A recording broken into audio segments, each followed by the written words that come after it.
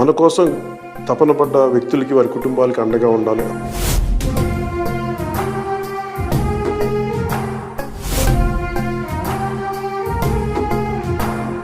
క్షేత్రస్థాయిలో ముఖ్యంగా పోరాట యాత్ర చేస్తున్నప్పుడు చాలామంది ప్రమాదాలకు గురవడం, తర్వాత వ్యక్తిగతంగా మనకున్న నాయకులు ఆ రోజు నా పక్కన ఉన్న వాళ్ళు సహాయాలు అందించడం, ఇవన్నీ చూసి క్రియాశీలక సభ్యత్వం తీసుకునే సమయంలో వారికి ఏదైనా బీమా పథకం అమలు చేయొచ్చు, దాని మీద సాధ్యాసాధ్యాలు చూడండి అంటే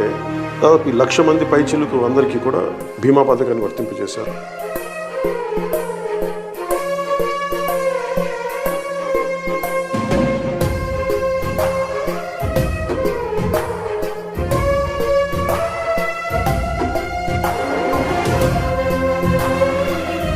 ప్రతి నియోజకవర్గంలో కూడా